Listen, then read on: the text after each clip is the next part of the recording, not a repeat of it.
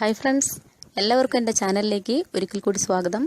ഇന്നത്തെ വീഡിയോയിലൂടെ വട്ടച്ചൊറിക്കുള്ള നല്ലൊരു ഹോം ടിപ്സാണ് പറഞ്ഞുതരാൻ പോകുന്നത്.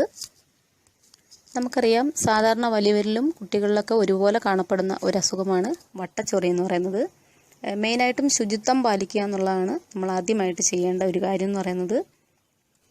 ഒരാൾക്ക് വീട്ടിൽ വട്ടച്ചൊറി ഉണ്ടെന്നുണ്ടെങ്കിൽ മറ്റൊരാൾക്കും കൂടി വീട്ടിലുള്ളവർക്ക് തന്നെ അത് പകരാനായിട്ടുള്ളൊരു സാധ്യത എന്ന് പറയുന്നത് വളരെയേറെയാണ്. ഇപ്പോൾ ഒരേ ടവൽ ഉപയോഗിക്കുക, ഇതൊക്കെയാണ് മെയിനായിട്ടുള്ളൊരു കാരണം എന്ന് പറയുന്നത്. അതുപോലെ തന്നെ നനഞ്ഞ അടിവസ്ത്രങ്ങളൊക്കെ ഉപയോഗിക്കുന്നവരിൽ ഒരുപാട് ഇങ്ങനത്തെ അസുഖങ്ങൾ കണ്ടുവരാറുണ്ട്. അപ്പോൾ പ്രത്യേകിച്ച് ഈ ഹോസ്റ്റലുകളിലൊക്കെ താമസിക്കുന്ന കുട്ടികളൊക്കെ ആണെങ്കിൽ ജനലിലൊക്കെ ഈ ഡ്രസ്സുകളൊക്കെ വിരിച്ചിടാറൊക്കെ ഉണ്ട്. എന്നിട്ട് ശരിക്കും ഉണങ്ങുന്നതിന് മുൻപ് അതെടുത്ത് യൂസ് ചെയ്യാറുണ്ട്. അപ്പം അങ്ങനെയുള്ളവരിലൊക്കെ ഇത് ഉണ്ടാവാനായിട്ടുള്ള ഒരു സാധ്യത വളരെ കൂടുതലാണ്. വട്ടച്ചൊറി മെയിനായിട്ട് ഉണ്ടാകുന്നത് ഫംഗസ് മൂലമാണ്. ഫംഗസാണ് ഈ ഒരു രോഗം പരത്തുന്നത്.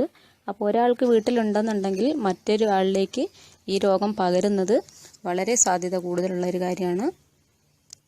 അപ്പോൾ ഇത് വീട്ടിൽ തന്നെ വളരെ സിമ്പിളായിട്ട് മാറ്റിയെടുക്കാനായിട്ട് പറ്റും. അതിനുള്ള നല്ലൊരു ഹോം ടിപ്സാണ് ഇന്നത്തെ വീഡിയോയിലൂടെ പറഞ്ഞു തരുന്നത്. അപ്പോൾ അതെങ്ങനെയാണ് തയ്യാറാക്കിയെടുക്കുന്നതെന്ന് നോക്കാം.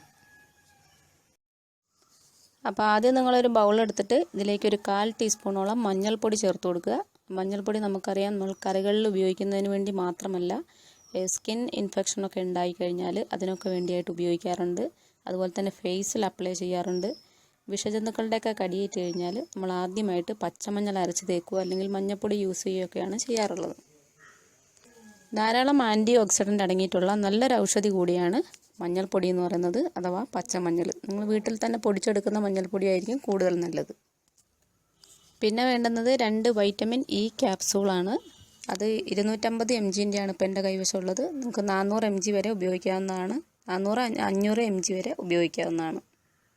അത് ഏത് കളറിലുള്ളത് വേണമെങ്കിലും നിങ്ങൾക്ക് ഉപയോഗിക്കാവുന്നതാണ്. ഇൻഫെക്ഷൻ മാറാനായിട്ട് വളരെയധികം ഗുണം ചെയ്യുന്ന ഒന്നാണ് വൈറ്റമിൻ ഇയുടെ ക്യാപ്സൂൾ എന്ന് പറയുന്നത്. ഇത് നമുക്കൊരു കത്രിക കൊണ്ട് ചെറുതായിട്ട് ഇതിൻ്റെ അഗ്രഭാഗം ഒന്ന് മുറിച്ചതിന് ശേഷം ഇതിനുള്ളിലുള്ള ഓയിൽ ഈ മഞ്ഞപ്പൊടിയിലോട്ട് ചേർത്ത് കൊടുക്കുക. ഈ ഓയിൽ കംപ്ലീറ്റ് ആയിട്ടും ഇതിനകത്തോട്ട് ചേർത്ത് കൊടുക്കുക.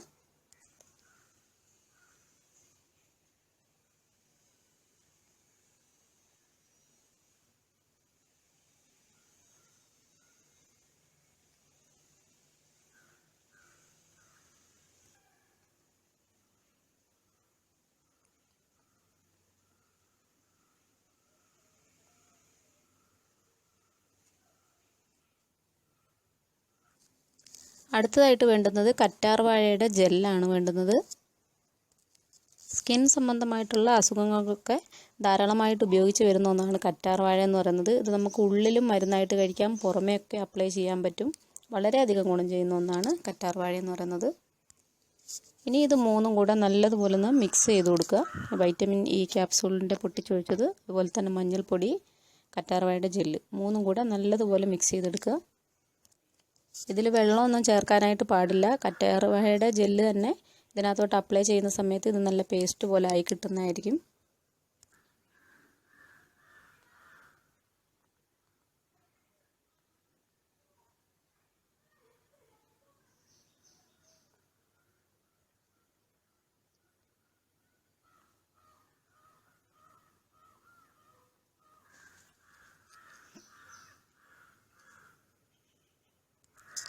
ഇതിപ്പോൾ നല്ലതുപോലെ ഒന്ന് പേസ്റ്റ് ആയിട്ടുണ്ട്.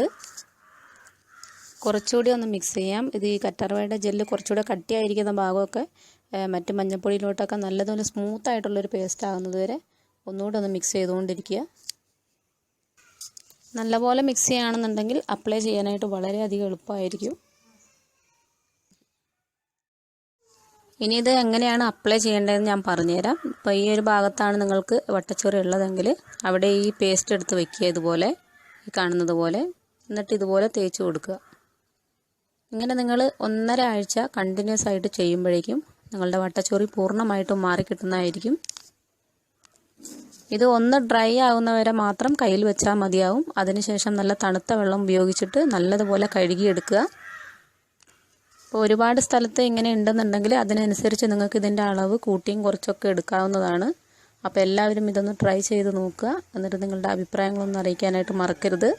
മറ്റൊരു വീഡിയോയുമായിട്ട് നമുക്ക് വീണ്ടും കാണാം.